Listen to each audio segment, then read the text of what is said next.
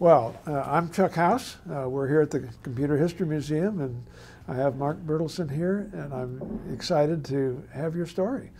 So let me begin by asking you to do name, rank, and serial number. Kind of where were you born and raised, and what was your family like, and what was your education, and you know, kind of what led up to you becoming who you are. Well, I was born in Los Angeles in April 1944. My parents had moved out from St. Paul, Minnesota in the late 30s when the Los Angeles area was a utopia, so to speak. Orange County was full of orange groves and lemon groves. Where did you move in LA? What area? You know, I don't know exactly because I don't remember it. We moved from there when I was 2, but okay. it was apparently somewhere near the La Brea tar pits. Okay. It was a little, you know, bungalow, stucco house. My dad was what was called a traveling salesman. In any event, we moved to San Francisco briefly. I don't remember that either. And then either in late 46 or early 47, we moved to Palo Alto. So I was brought up in Palo Alto, attended the schools there. Actually, one of the last old schools that was a multi-story Lytton Elementary School that was on Lytton between University and Middlefield. But graduated from Palo Alto High School in 1962. So I was born and raised, I was raised in Palo Alto. Local boy, we would say. A local boy, definitely. Palo Alto was a very different place at the time. After high school, I originally was going to, for some reason that I can't recall, going to go to the University of Washington with my closest friend, who at the last minute decided to go to Berkeley to play football, at which time I wound up going to UC Santa Barbara with another Palo Alton by the name of Reese Duca, who's been a very successful venture capitalist in Santa Barbara.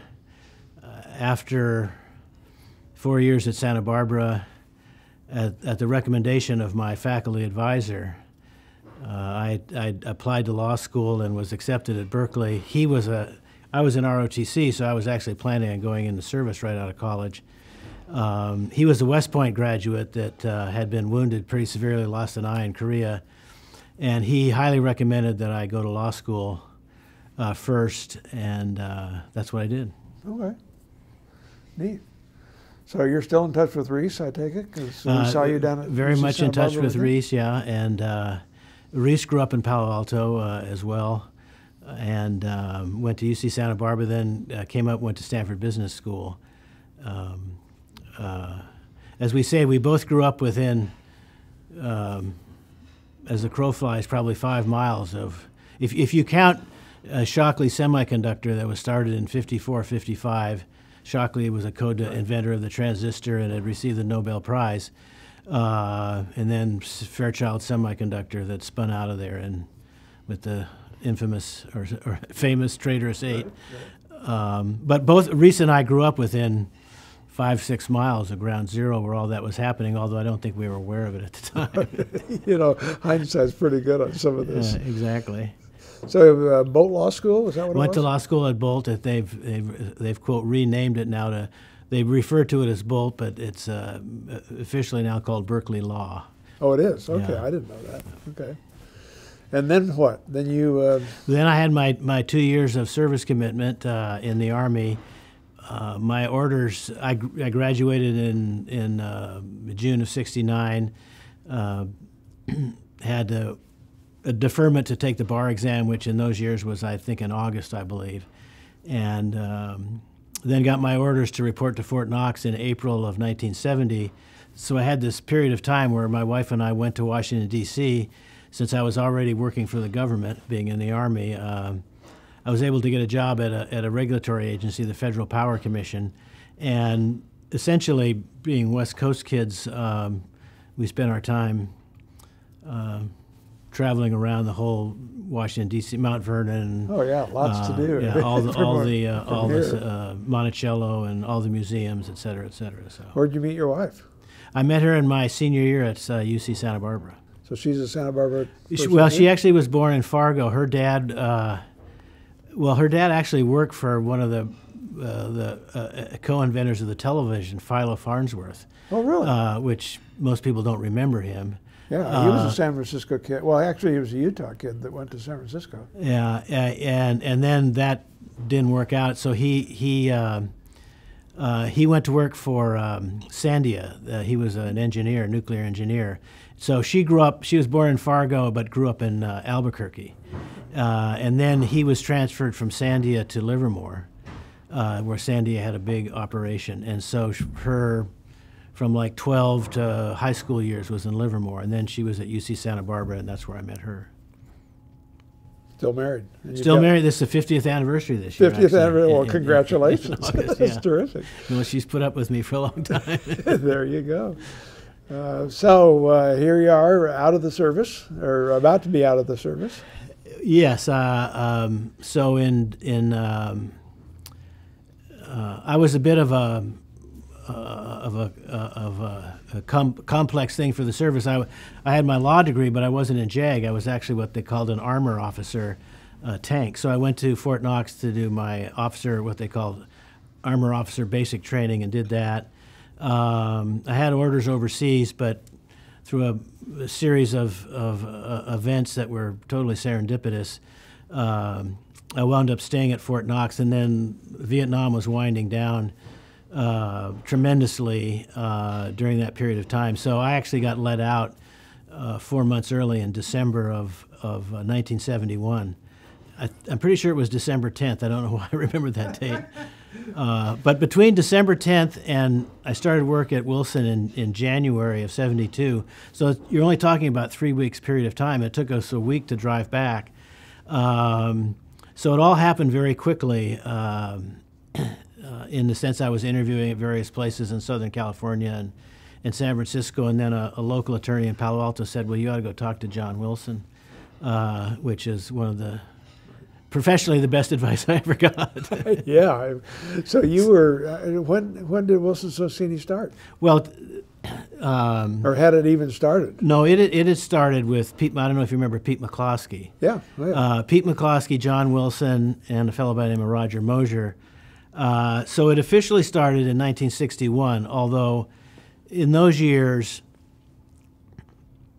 like a lot of suburban firms, you had groups of attorneys that essentially had their individual practices and shared expenses, but not revenue. But they actually formed the firm in 61, and which was relatively, I don't know if it was unusual, but so it was Pete McCloskey, John Wilson, Roger Mosier, and then in 1966 they hired Larry Sonsini right out of law school in Berkeley, which is a whole separate story of why Larry would do that. And there was a professor there at Berkeley that taught securities law that was aware of what was happening in the Valley. And that early? That early. Wow.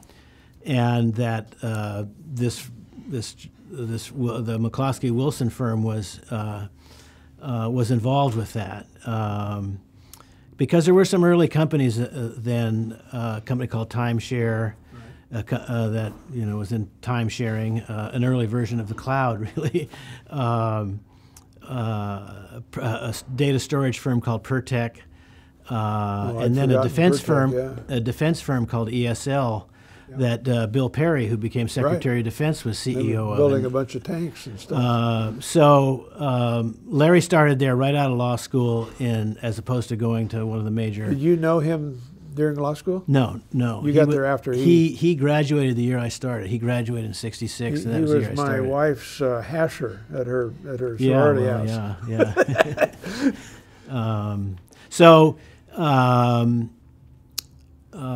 And then in '67, McCloskey left and was elected to Congress. Right.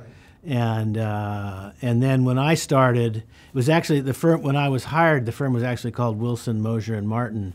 And then a couple of months after that, the firm changed its name to Wilson, Mosier and Sonsini.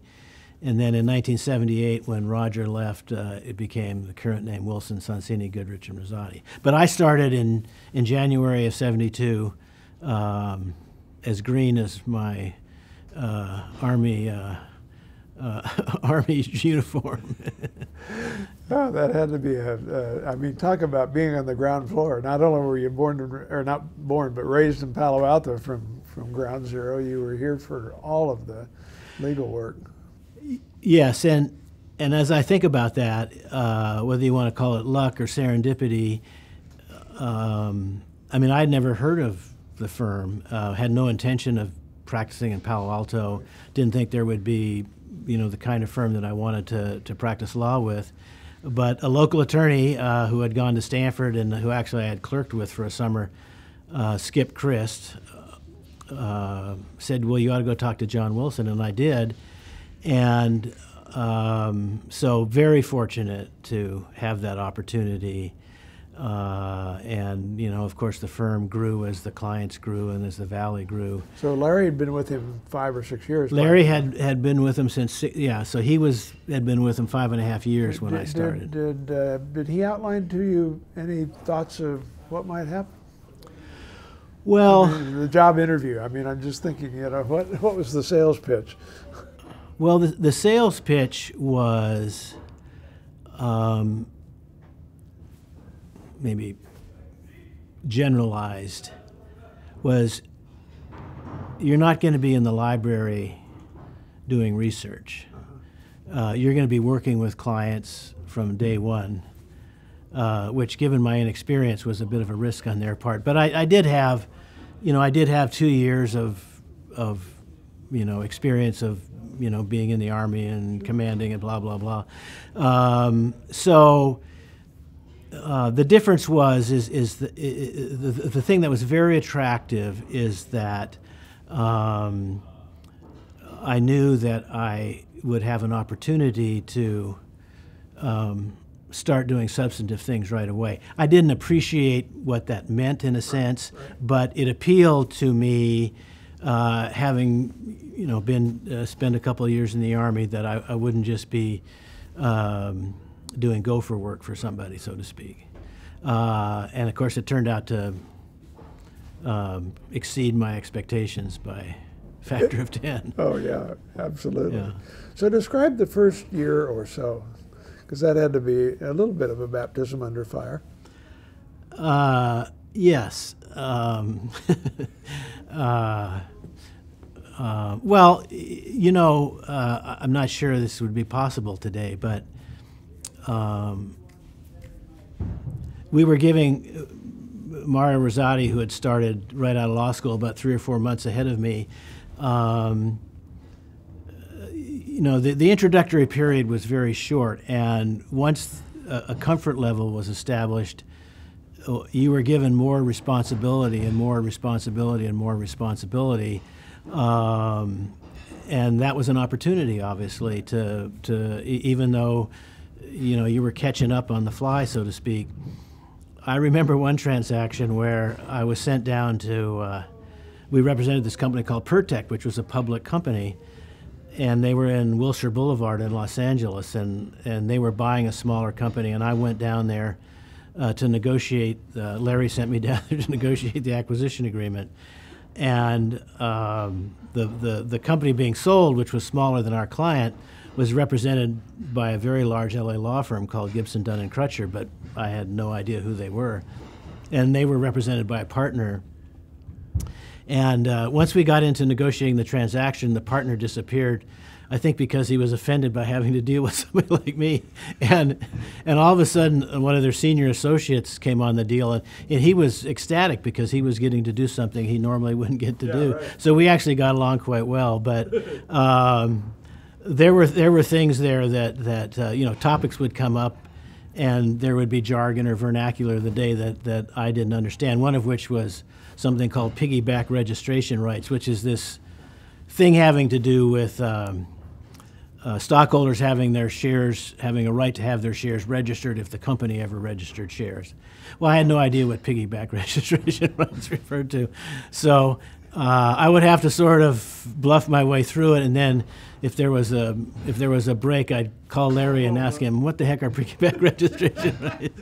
And then after that first meeting, the CEO of the company, I don't know why I remember his name, a fellow by the name of Hal Kurth, called up Larry, and I think somewhat jokingly asked Larry if he was mad at him, and Larry said, "No, why?" He said, "Well, this guy you sent down to negotiate the deal was as green as could be." But I mean, the point there is you got opportunities to do things well in advance. And another example of that is this was a year later in 1973, and Timeshare was negotiating a joint venture with an English company that was a subsidiary of Unilever, which was obviously a huge company. And 18 months into the practice of law, I was sent to London to negotiate this joint venture, and just another example of having the opportunity to do things well in advance of when you would normally have that opportunity. So it was all great. It was all great stuff. Did it feel good at the time, or was it nervous, or I mean, what what were your emotions? Lawyers don't have emotions. But, well, I think it was a combination of being very exhilarating because you knew intuitively and maybe actually that you were on the forefront of things that were getting done. I mean, why else would a company like Unilever, which was even then, I'm sure, in the billions of dollars, be doing a deal with a company Timeshare, which was maybe $15 or $20 million, even though it was public. But there was also there was an anxiety associated with it, which was, I better not screw this up. yeah, I'm on the line here. Yeah, and so there was kind of equal doses of that. And then as time went on, you'd become more comfortable. But one of the things that would happen is certainly for the first 10 years, you were continually jumping into the deeper end of the pool, doing more complex things. And like any profession or career, you're establishing your base. You're building your building blocks along the way. And one of the things that you come to understand is that you need that, because when you begin to manage other people and do transactions with other people where you're the lead of the team, you need to know what questions you have to ask because you've done all that. So you need to know what all that stuff is that forms the basis of what you're doing. But it was, especially beginning in the late 80s, in the late 70s, after the microprocessor had been commercially developed, and you saw the first, Apple, and then the first personal computer companies, and then the first PC software companies. And if you take, if you just round it off, if you take 1980 to 2000, there was just this tremendous rocket ship. There were some dips along, but fundamentally, there was this tremendous rocket ship of all that technology that came together there and drove. And you knew that you were riding a rocket ship, and it was a great professional fulfillment, and it was just a heck of a lot of fun. Oh, it had to be. I mean, the things you got to do, the people you met along the way, and then dealing with lawyers from other big city firms, Wall Street firms, you knew you were playing in a league that oftentimes, those attorneys on the other side were kind of surprised that you were even around doing these things. Is that right? Yeah. For your age and experience. Yeah, I mean, you, for example, the Apple IPO in 1980. Well, Apple could have hired any firm in the country to do that. We were maybe 20, 25 lawyers in 1980, and of course the investment bank was Morgan Stanley. They were represented by one of the old line Wall Street firms, Davis Polk. So, I mean, it was unusual for a Palo Alto firm to be in that position, and that was basically true through the 80s and by the 90s, it became more common, and there were other firms emerging, et cetera. So you kind of co-emerged with the VC world in the Valley, too. Very much so. Our founder, John Wilson, actually put together, or helped to put together, Mayfield Fund with Wally Davis and Tommy Davis, not related, but Tommy Davis had been a partner of Arthur Rock at Davis and Rock, and they had invested in Max Palevsky's company, Scientific Data Systems, which was, a computer company that Xerox bought in 1967 for close to $1 billion. I think it was 900. Yeah, just shy of $1 billion. And Davis and Rock were major investors in that, and they came out of that with, Tommy Davis, that was sort of his major investment that he used, and I presume helped to start Mayfield Fund. And of course, Art Rock went on to do what he did. The reason I know a little bit about that is in it might have been 1972. Xerox had essentially run the company into the ground to zero. Really? And right, had run SDS. SDS into the ground. Right. And Timeshare was down there buying 24 of their mainframe computers, which Xerox had renamed XDS. They had been Scientific, and they were mainframe computers, which Timeshare bought for I think $12 million to run their timesharing business. And this huge parking lot in El Segundo, which was basically empty. And the story I was told, I don't know whether it's apocryphal or not, but the story I was told was that at the time they bought SDS, the SDS founder, Max Palevsky, basically gave them the mini-computer business plan, what DEC Data General did. But IBM had recently introduced a copier, so Xerox decided to go head-to-head with IBM in the mainframe business and got killed. Oh, yeah.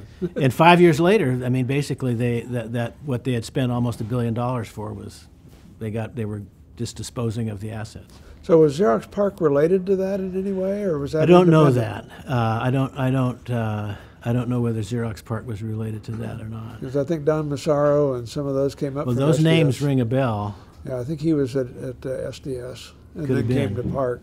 Yeah. Well, Max Palevsky sort of became the godfather of the Democratic Party in California for many, many years. Oh, is that right? I think so, that. yeah. Okay. Big funder. Okay. So somewhere in this period, you guys, and I'll say you guys, Wilson Sonsini, started doing a number of IPOs. Like Rome was in that early area? Well, yes. There weren't a lot of IPOs in the mid to late 70s. Those were very difficult years, as you may recall. Inflation was very high. I don't know if you remember President Ford, the win buttons whip inflation now. But, at one point in time there, capital gains rates were 50%, and you could get close to 20% on a CD. So the logic to invest, the incentive to invest, well, inflation got under control, the microprocessor was commercialized, capital gains rates were reduced to 28%, and there's probably some other factors, but essentially you started to see some IPOs emerge in the later part of the 70s. Rome actually did their IPO, I think, in 76, but that was done as a mil-spec computer company. Their first product was a mil-spec computer. That is right. I'd forgotten. But then there were some, I think, electronic arrays might have gone out late. But when did Apple IPO? 1980. 80. Okay. So the two. So that's sort of the break. If you want to say the real breakout would be 1980.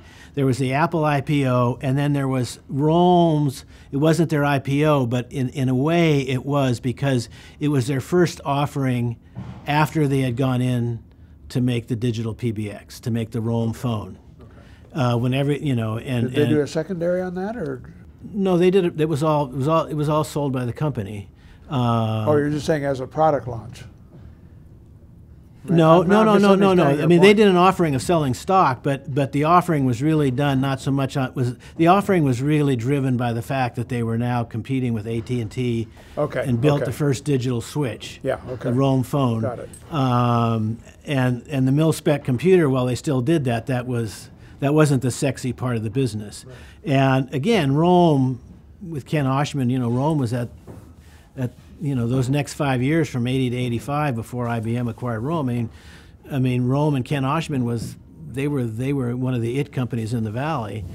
And so those two offerings that we did in 1980, where either of those companies could have hired any major firm in the country, those were real kind of watershed events that was part of that. How close to those were you? Were you involved in those IPOs? I was briefly involved in the Apple IPO, not very much at all, but I was deeply involved in the Rome offering. Why did they pick you guys? Relationships that got built? I think there were relationships. The Apple had a new general counsel by the name of Al Eisenstadt. And Al had been at Timeshare. Al had been at a company that Timeshare had acquired back in the mid-'70s. And I think, well, obviously Larry's a big part of that and what the practice he had built. And so people like Art Rock, who I'm pretty sure was on the Apple board, would have been part of that decision. In the case of Rome had been a client that John Wilson had started, and so we had worked with Rome from day one, and then Larry had sort of, when they went public, had taken over that account. So there was a lot of history, trust and relationship. I think the other thing, although this would be hard to document, I think those companies wanted to be represented by one of their own. Okay. If you know what I mean. Yeah. I mean, we were one of their own. And I think that's true. I mean, a lot of our added value was we knew how these companies worked. Yeah. We knew what motivation factors were. We knew what the key legal issues were, and so I think they felt comfortable with. Now, of course, you had to do the work, you had to do the job, sure. But I think they felt comfortable with that, and I think that gained momentum throughout the '80s. But those two, in terms of IPOs, those two were big deals. So let me kind of go back for a minute. Yep. What was your degree at UCSB? I had my major was in political science. Okay. So you're here in the Valley. You're working on all of these. Yeah, see, I wasn't a technology guy. I thought. So did you feel like you had to learn technology, or was that you didn't need that? No, you had to learn. You had to learn. I had some pretty quick courses in software technology at Timeshare, and then although we didn't represent Intel, we represented a load of semiconductor companies. I did one of the IPOs I did in '83 was the LSI Logic IPOs, and their big product at the time was something called ASICs, Application Specific Integrated Circuits. So yes, you had to become familiar with the jargon, and then you had to become at least passingly familiar with what was important about that technology. For example, in the semiconductor business, especially from the standpoint of writing a prospectus, you had to understand the concept of yield. Sure. And what happens if yields went down. Yeah, right. You're writing a prospectus. This is the whole game. And when I worked at Timeshare, I got lessons on the difference between object code and source code, how important source code was, and while you may disclose your object code to somebody, you'd never disclose your source code. Now, nobody was going to put me in the semiconductor lab and have me design integrated circuits, but yes, you had to have some familiarity with the technology. The other thing is, and this is one of the really wise things that John Wilson said, which was the facts are as important as the law, and maybe more important than the law. And what he meant by that was, and this was especially true of technology companies, you needed to understand what the company's business was and what they were trying to achieve. And then how did the law equate to that? As opposed to you being some priest that would come in and throw holy water on something and say, well, the law says this.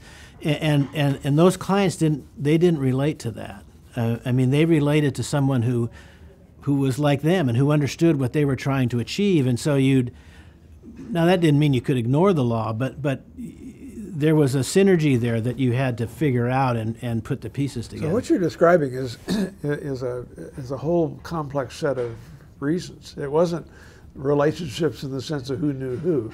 It was that you had learned all this, and an East Coast firm wouldn't know that. Well, I mean, it'd be much harder to know it. Yeah, I mean, to take a simplistic example is, a startup company with no revenues, and a quote theoretical antitrust question comes up. They don't need you to do a $10,000 memo or today a $50,000 memo about the esoterics of the antitrust law. It's totally irrelevant to them. Right.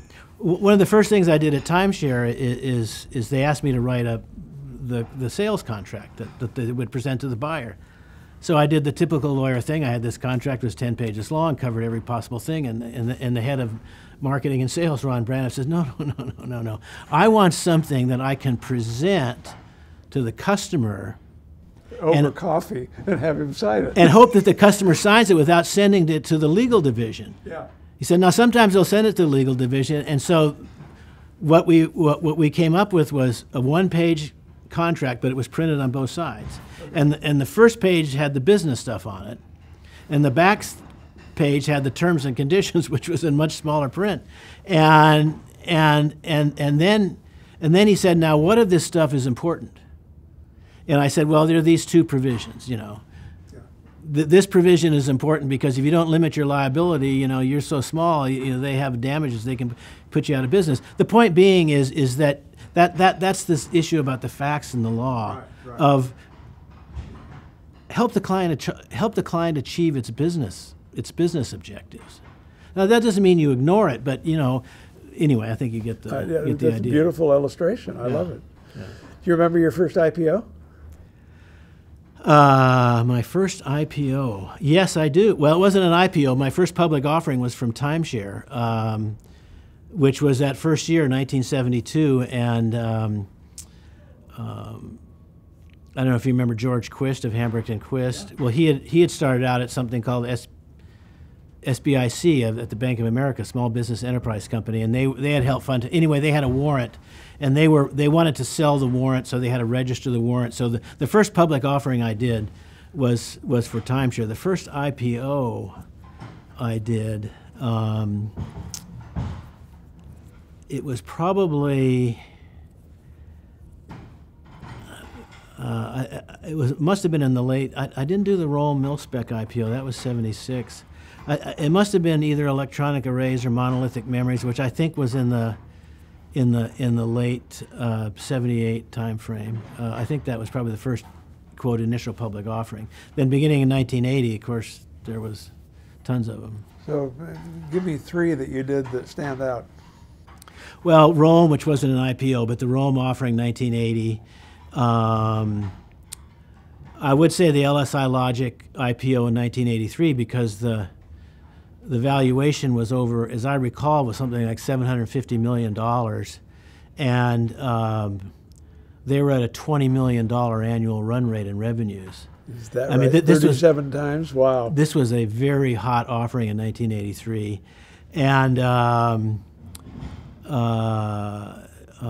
well, I mean, the Silicon Graphics IPO was that was the mid '80s. The Cisco IPO, where we represented the underwriters, which was 1990, and the Amazon IPO, where we represented the underwriters, which was 1995-ish kind of thing.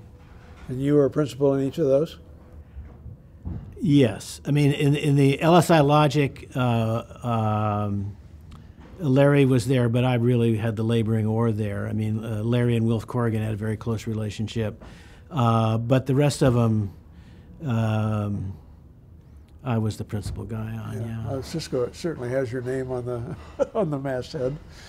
Well, we represented the underwriters, Morgan Stanley, but yes, that was John Morgridge was there and as CEO, and of course, that was, when all this,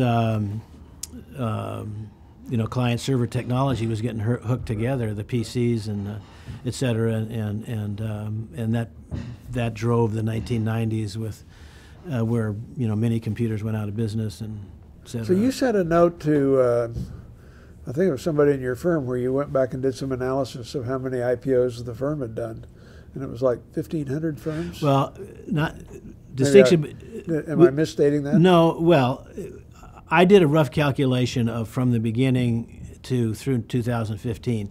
I think this is pretty accurate, give or take 5%. I think we've done 1,500 public offerings, of which over 800 were IPOs, okay. And that raised $150 billion. Round numbers. Round numbers. Right. Big numbers. Round numbers, right. There's no other firm even remotely in that league, is there? Well, it depends upon... I suppose how you count some of it. How you count some of it. I mean, if you're doing an insurance company that's raising but in terms of technology and covering that time span, I think the closest would be Cooley. If Brobeck had stayed on, Brobeck would have been there. But in covering that length of time, we're probably right up there. Had to be fun. So, oh yeah, I mean, and it got crazy in the 1990s, of course. Let me just kind of take one apart. So you were the lead underwriter for Cisco. So you got to know the principals pretty well, I would imagine. Yes. Would that be true in general? First of all, it's kind of the question. Well, one of your jobs as underwriters counsel is due diligence and making a proper investigation. So yes, you are involved in all these interviews with the principals of the company. You don't have the same very close relationship you do when you represent the company. When I would represent the company, or we would represent the company with Rome, I mean, you were spending lots of time with Ken Oshman, lots of time with Bob Maxfield, lots of time with the CFO. The same thing at Silicon Graphics, you're spending lots of time. So you got to know Clark and McCracken pretty closely. Clark and McCracken, that's an interesting duo. Mark Perry, who was the CFO at the time. So you get to know those people intimately because you're telling the story of the company, and then you're also concentrating on the financial story of the company. Whereas on the underwriter, it's not quite as interconnected. Although in the Cisco IPO, I mean, because that was such a unique thing. I mean, nobody had ever heard of a router, right. And there was this fold-out picture in the middle of the prospectus that folded out to like 4 pages where they tried to describe how all this worked. And it looked like this unbelievable maze. But there, I did get to know some of those people pretty well. Mark OMeara, who was the head at the time, sales guy, John Morgridge. So sometimes as underwriter counsel, you do get to know some of those people pretty well, but not as when you're representing the company. So I mean, the Amazon IPO was kind of interesting because, as I recall, their projection of profitability was somewhere around 350 million, and of course it was only books at the time. Yeah. I think it took them a while longer to get to profitability, but boy, what a franchise it's been built there. Turned out pretty good. Yeah, it turned out very good. And you did Tesla? Well, we did. I didn't do Tesla, but yes, Tesla. I think we may have even incorporated Tesla. Yeah, Tesla was Tesla and Netflix. I mean, you get to you get to the mid '90s. You had Netscape with the internet browser. And then you get to Netflix, although that started out very differently. Somewhere along their line, Pixar, which is animated. I've always felt that in a way Disney had to buy Pixar because Pixar had become the Disney of computer of animation. And then Google was around 2004. So, and Tesla was in there. So yeah, there's sort of the pre-2000, post-2000 drivers of you know, what's driving the economy. So and let's driving take the that capital apart a markets. little bit. So the Disney Pixar thing, you just made a comment about. We're sitting in SGI's old headquarters. SGI and Evans and Sutherland were the two people that enabled computer animation for movies. You know, Judy Estrin at Cisco was, you know, intimately involved in that and was on the Disney board. I mean, there's a tremendous amount of interconnection. Oh yeah, there's no doubt about it. I remember when we were doing the Silicon Graphics IPO. Jim Clark was explaining, or one of his technical people was explaining what was different, and what was different was the algorithms. I forget what they called it, but the algorithms in the technology, which was, you know, heavy-duty math, was prior to that time when you rotated an object, Right. it would go click, click, click, click, click, and there'd been a ton of studies that had been done to say if the clicks were whatever fast enough, it wouldn't matter. Well, that was total baloney. And what Silicon Graphics enabled you to do was to rotate this stuff in three-dimensional in real time, which was a huge step forward. And then you mentioned Evans and Sutherland, which actually goes to a different IPO that I should have mentioned, which was Autodesk, which was in 1984, 85-ish. And one of the founders of Autodesk was John Walker. And I don't know if you remember John, but John, and these were a bunch of mainframe software engineers. I didn't know that. And they saw the personal computer, and they said, huh, what's going to come off the mainframe and go on the personal computer? And they actually developed five things, most of which I forget, except for one of which was AutoCAD for Autodesk. They went to the computer show in Las Vegas, and that's the one that people were excited about. So they dropped the other four and did that one. Hey, talk about market research. Boom, let's go to CES. Huh? But now there's an example of Evans and Sutherland, you know, for you know, CAD as opposed to electronic CAD, for architects and engineers. Prior to that time, if you got a computerized system, you were buying an Evans and Sutherland. It was somewhere between a $250,000 and $500,000 purchase between the software and the hardware. So now you have PCs coming in that are getting more high-powered all the time, which they will. You know, Moore's law. You get more in a high-powered microprocessor. So you could buy the computer for $10,000. You could buy AutoCAD for $5,000, and for $15,000 you got 85 to 90% of the same compute power. Totally revolutionized that business. John Walker was a brilliant fellow, a brilliant software guy. Classic short sleeve shirt, you know, pocket protector and this thing. But he used to write, and he wrote beautifully. And he wrote these things called information letters, which were sort of a catalog of the history of Autodesk. One of which came out after he had gone to Switzerland to be a programmer. He had left management, called Information Letter 14, which Bill Gates read and quoted extensively because it was a self-criticism of, you know, Autodesk had sort of, in John's words, lost its way. They were, you know, but but two things about John. At the Autodesk IPO, it came out in a very weak market.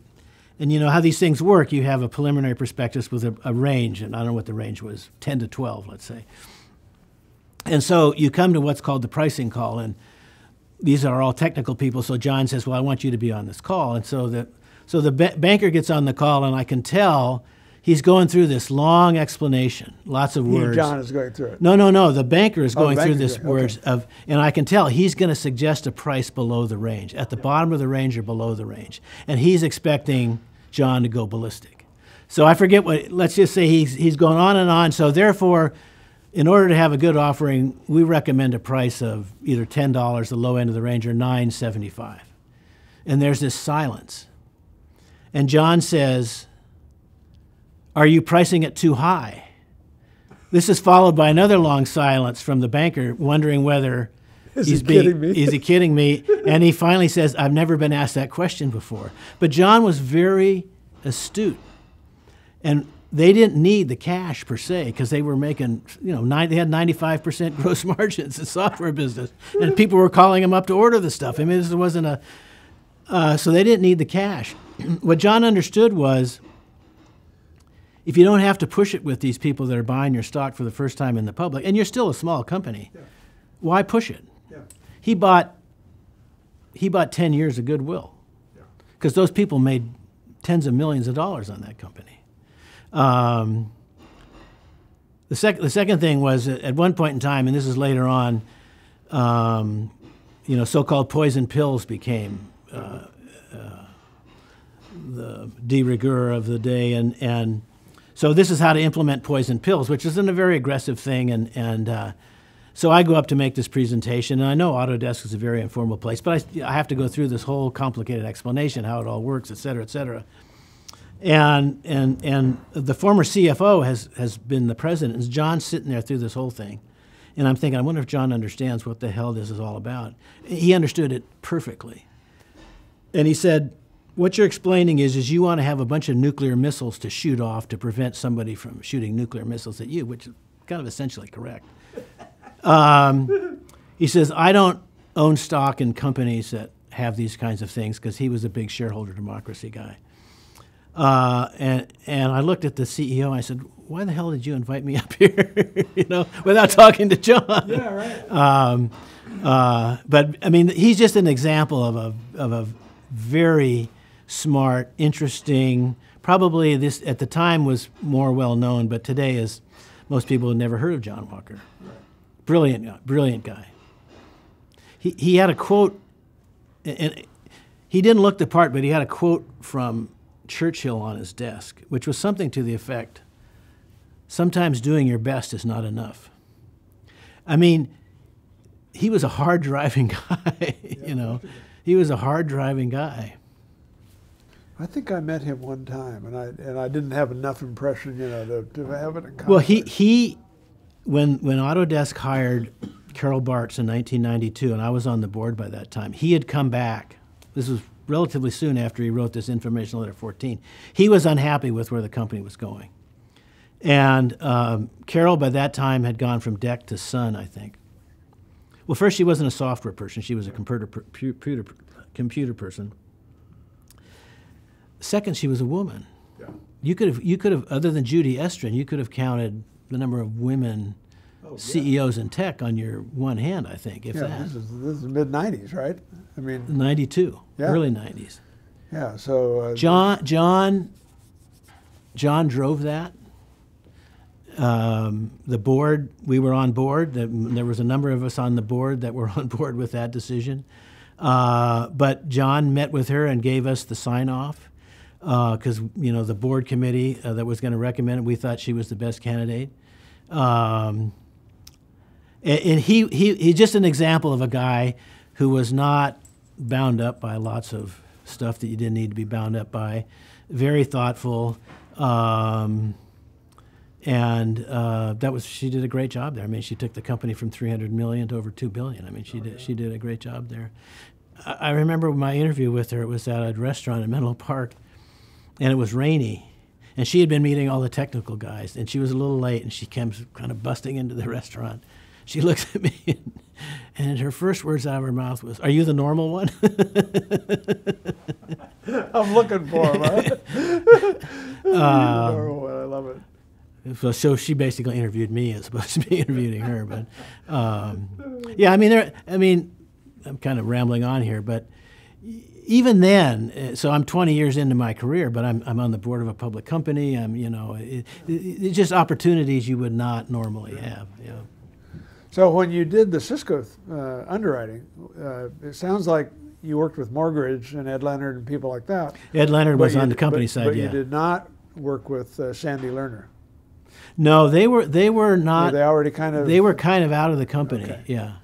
I mean, they would have their input, and I think they read the prospectus and such, but it was pretty clear they weren't part of it. Yeah, John was driving had his hand on the rudder at the time. Yeah. So in terms of, I mean, just thinking, he was very respectful. Don't get me wrong, but he was driving the right. So, I mean, just reacting to the Bartz being one of the few women. So, Sandy Kurtzig had been at Ask and taken that public already. Yep. Janelle Bedke over at Software Publishing. And that was one of my clients. I actually did the software publishing IPO. Of course, then it was Fred Gibbons. It was only after Freddie and Janelle together, I think. But, yeah, she was his number 2. So you did software publishing. Yeah, did that IPO. Went on their board, and then Fred had that tragic thing where he had a stroke either before he crashed into a tree or after he crashed into a tree, and then Janelle became CEO sometime after that. Yeah. So that was I didn't realize that we interviewed both Fred and and Janelle in that seat about 3 months ago. Yeah. No. And my God, the team she put together, was Scott Cook's wife, Signe, Nancy Schoendorf, Diane Wheeler. I mean, you go down the list. She had an all-star team with this little scrap-apple company. And I asked Freddie, I said, how'd that happen? You know what he said? He said, my dad was a ship captain. I said, what's that got to do with it? He said, he wasn't home 11 months of the year. I thought women ran everything. Fred was, Fred went to business school with President Bush, too. Oh, did he? Yeah, at Harvard. Yeah, I'm pretty sure they were in the same business school class at Harvard. No, I mean, software publishing was a great company. Worked on that IPO. That was somewhere around the same time as Autodesk, 84, 85, yeah. Originally, they were very Apple focused, but then it was PC. Well, yeah, they sold PFS to IBM, I think, and that carried them quite a ways. Yeah, until they, I think Janelle was gone by that time too, until they bet on IBM's OS2 instead of Windows, and that was but how did you know at the time? Exactly. Yeah. That and the fact that people began to, their main product was Harvard Graphics, and the big guys like Lotus 1-2-3 and others started to bundle stuff together, and that was the package they gave away. I don't care how good a manager you are; it's hard to compete with for free. It really is. It really is. So let's shift gears. So thank you for these. These are great perspectives. And I'm sure there's a dozen more we can chase down. But I think what I'd like to pursue for a moment is your involvement with CITS and UCSB and Berkeley. I mean, you've been engaged in what I would call public outreach, the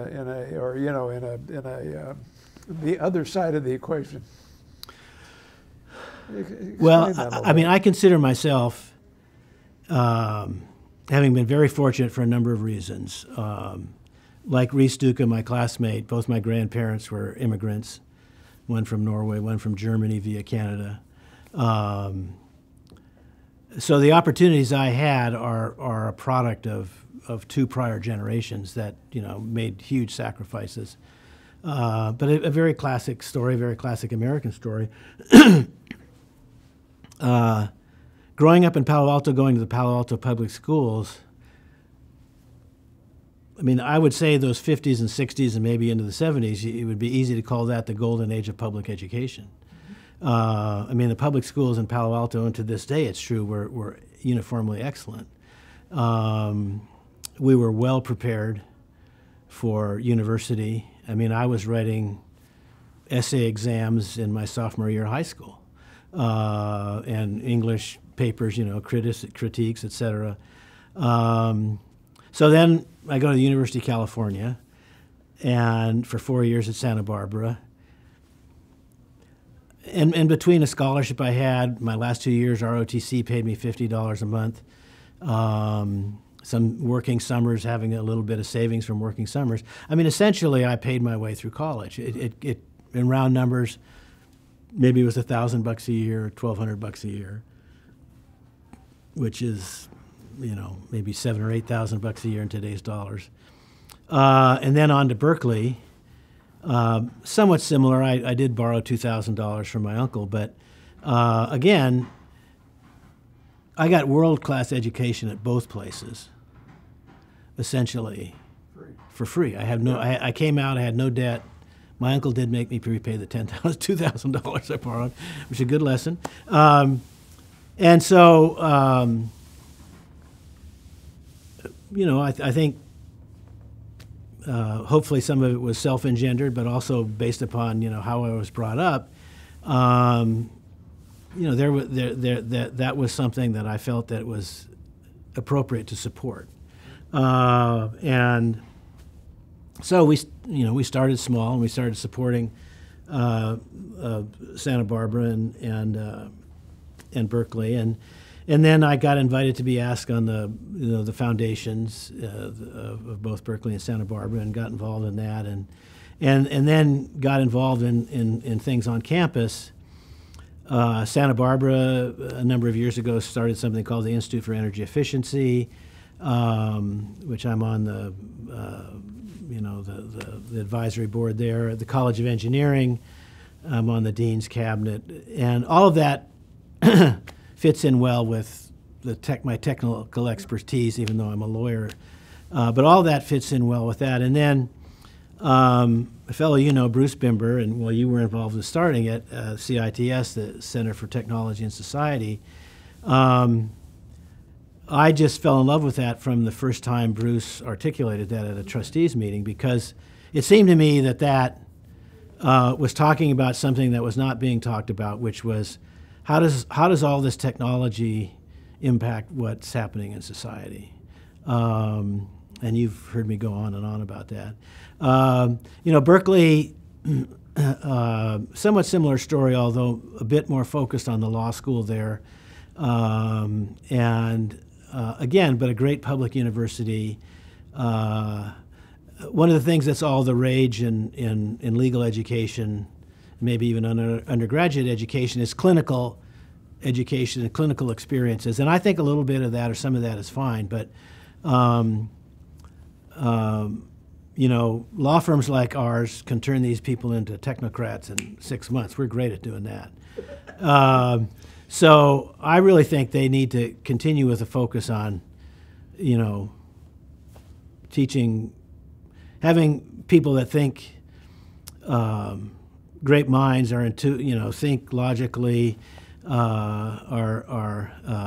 know, want to find out the way things work, inquiry, and I think Berkeley is a place that they continue to do that, and to ask the big questions, and then I was invited to go on the foundation board there.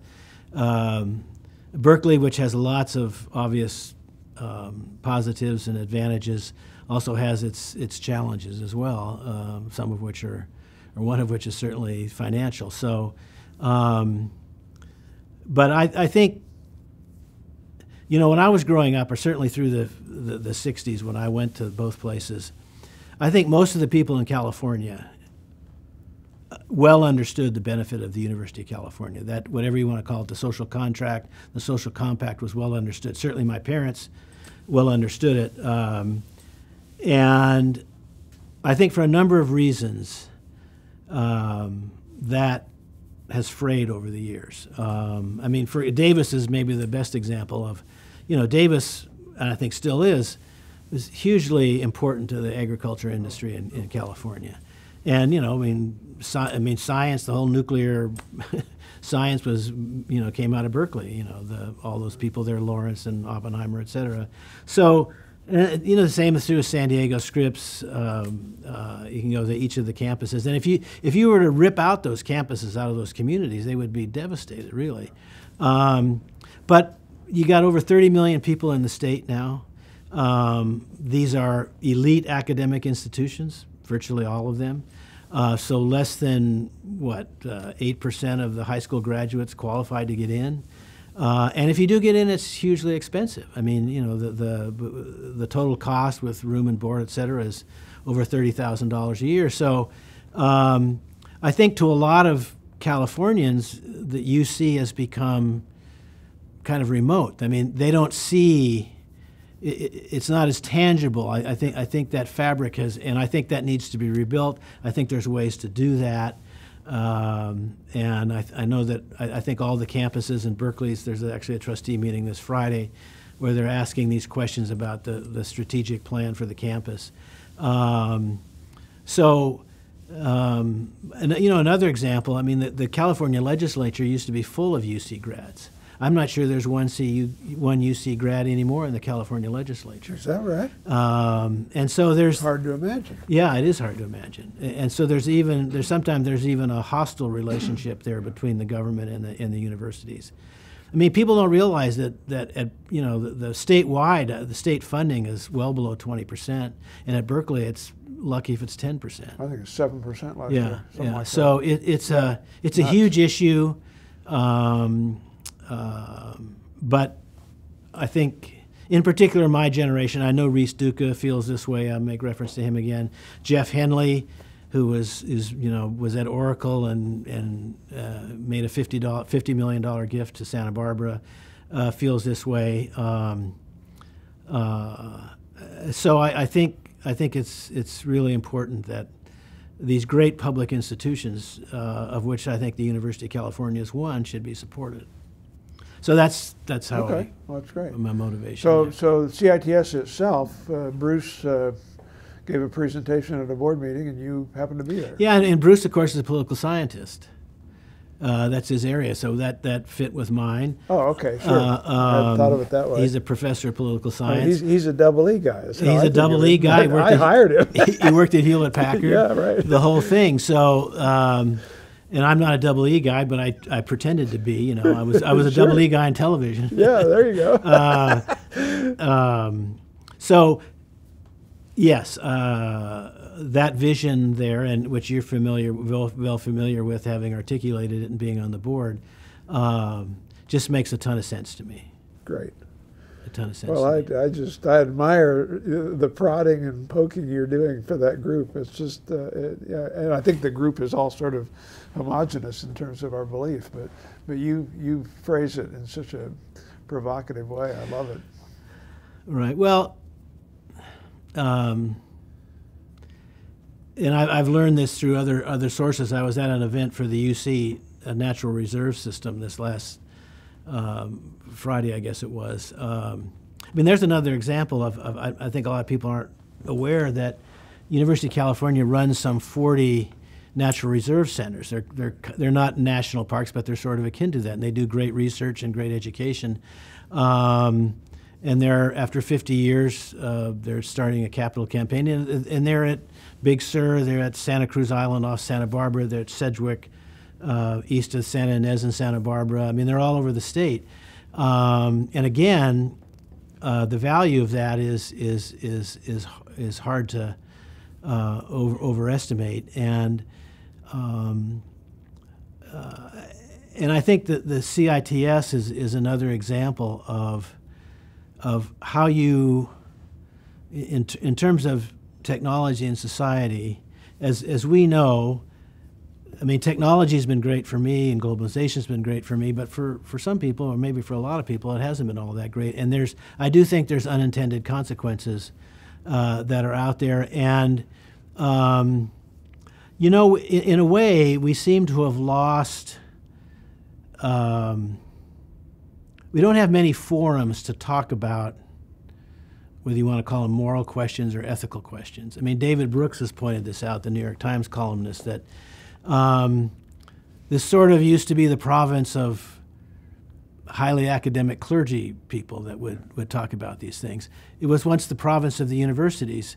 I don't know if this is accurate, but he says, most universities now seem to take a neutral view on this, and so you're not getting the same kind of thought coming out of the universities that you would like to have on some of these big questions, which is why I like what Berkeley's looking at in their 5-year plan. And as you know, the elements of this are economic, they're social, they're political, they cover the entire landscape of how we live our lives, and how information gets disseminated.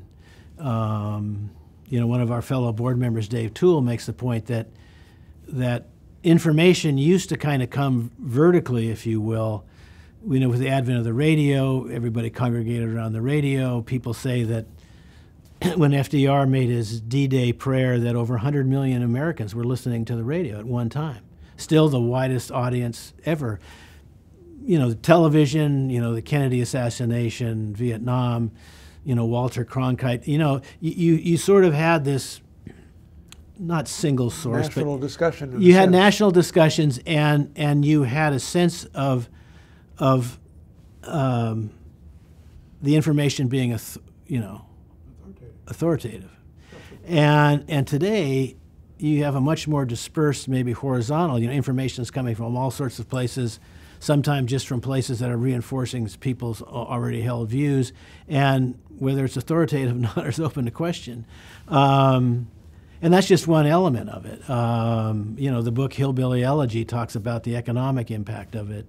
And I guess he's sort of a venture capitalist now, and J.D. Vance, obviously politically. So there needs to be a place where these things are looked at. I think it's important that, you know, the scientific method be applied to that they be data-driven, not just a lot of opinions. And I think CITS is got as good a place as any place to be a main player in that discussion. I think you feel the same way. I absolutely do. This is music to my ears. Yeah. But you know, you've done more than I have to actually make it front and center, and I really appreciate that. But yeah, I think it's the crucial question of our times in many ways. And so I'm really, you've answered maybe the fundamental question I had for the interview, and that is, why do you feel like you do? And you were a poli-sci kid. Oh man. And a product of two grandparents that were immigrants. And I mean, you know, the constellation that shaped you is why you believe how you believe. I think that's right. That and maybe $20,000 of psychotherapy. No.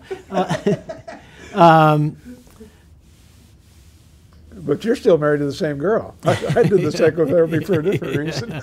Well, she caught my attention early on for a number of reasons. One of which, in our first year of marriage, I was in my last year of law school, and she was teaching. We were living in an apartment in Marin County.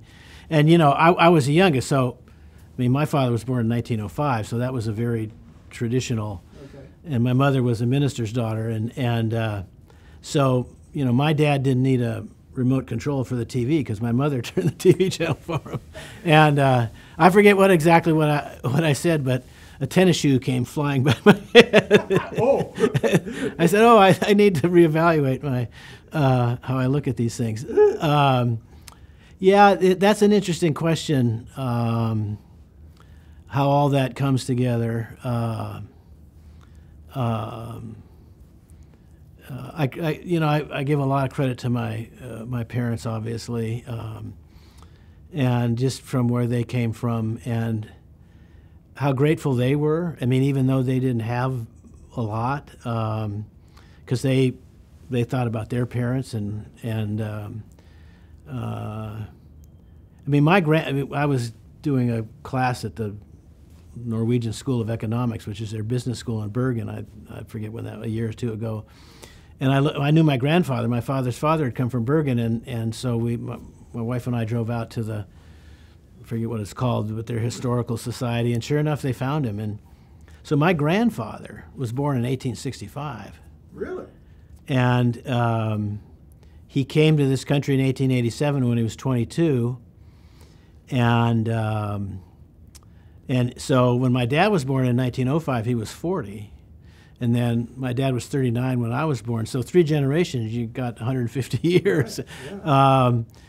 And as it turned out, the hotel we were staying in Bergen was about 2 blocks from the church where my grandfather was baptized and confirmed before there was electricity. And it's sort of a historical monument now. It's not used for regular church services, but it's still used. And just walking around there, you know, thinking about, you know, my grandfather, and he was the only one of the many brothers and sisters that by himself, got on a boat, came over here, made a life for himself and his family. Didn't really spoke they all spoke Norwegian at home. He never really, he picked up a little bit of English, I guess. And but anyway, if you start to synthesize that and think about that, it would be a not only incorrect but really bad form to think that this was all something that I had done, or my whole career in one sense is serendipity. I mean, somebody introducing me to John Wilson being who he was, the firm being where it was. I mean, I could have been one of the firms I was interviewing with was in Santa Barbara, and they did a lot of agricultural law. Well, there would have never been, and they wanted me to write wills. So I would have been writing wills for blue-haired ladies in Santa Barbara. I mean, the whole thing is so. And I credit with my parents for somehow getting it into my brain that you need to be self-aware enough of those kinds of things. I was just thinking about your story. So my great-grandfather was born in 1853, and I met him. I was 4. He lived till I was 5. Yeah. And I met him at 4, and very distinctive. He was 91 years old at the time, and but he spent like an hour with me, and it is vivid. Yeah, only my grandmother on my mother's side did I ever meet, and she spoke mostly German. Her husband had been a missionary minister to Canada, and then came down here and taught theology at a seminary in Minnesota. But those are. She loved Eisenhower. Of course, Eisenhower had a German background, and especially after all the World War II stuff. But she was very upset with him when we started the moon program, because the moon was God's nightlight, and you were supposed to screw around with that. So. This is, you've answered so many questions that I kind of had on my mind. I'm really appreciative. What haven't I asked that I should? If you want to be memorialized in the computer history annals, what's important for, next generation to hear from you?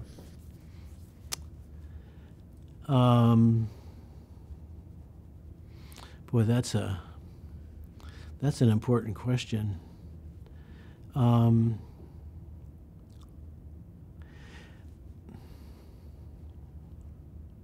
I think it's important to understand and to be part of something that's bigger than yourself.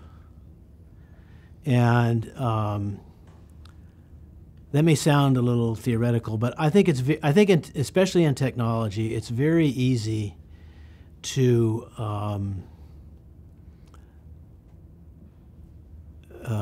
think you're special, and to maybe not be as contemplative as you might otherwise be,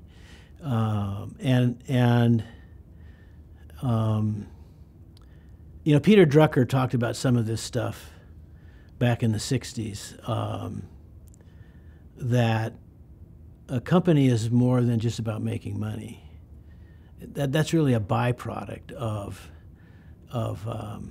what you're doing, and that you should be doing something that's useful to others. And some of his protégés, took that a step further and said that, there needs to be a bigger purpose, and employees will respond to that. That's sort of the raison d'etre of the, and I'm quoting here from other people, of great organizations. Was it in the early days of GE, making science for humanity or whatever it was, or even Google democratizing data,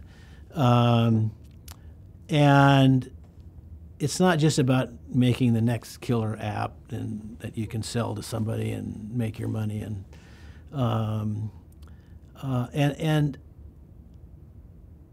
part of that is having a culture, and one of the best definitions of culture I've had is it's the connective tissue, which I love that saying, that binds an organization. It sets the behavior norms and the modes of behavior and your attitudes towards performance.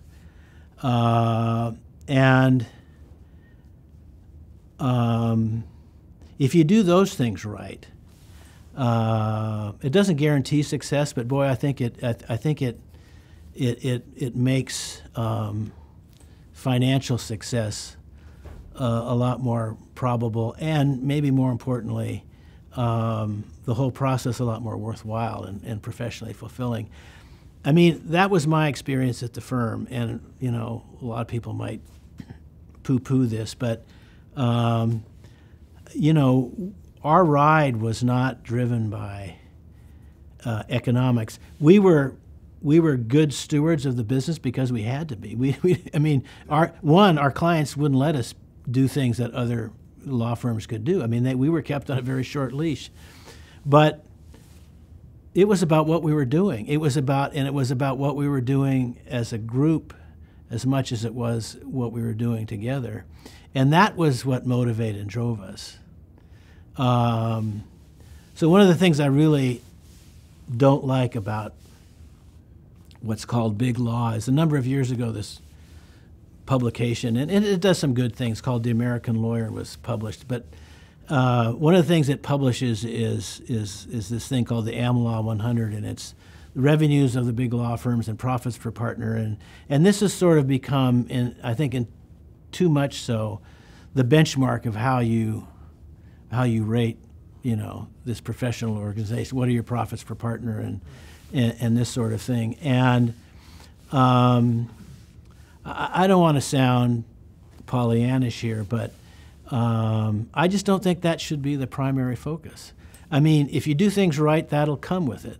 Or in our case, you know, sometimes you get lucky, and you know you're at the right place at the right time. But I mean, the greatest, if you want to put it that way, professional fulfillment of my career has been the stuff I was describing to you, because nobody coming out of law school, with one or two exceptions, would have ever had the same experience I had. You just would not have had that kind of experience. I mean, I didn't know him well, but I met Bob Noyce. I met David Packard. You know, all these people who were giants in the industry, and you know, laid a lot of the groundwork for why this all happened. And I throw John Walker in there too, and you know, women, you know, Stephanie DeMarco, who started Advent Software, Janelle Bedke, Carol Bartz. I've been very blessed in having dealt with some great women CEOs and executives. So I think, you know, I guess that's maybe I like that answer. Maybe that's going on too long, but I think that's what I'd say. What a pleasure to have you here.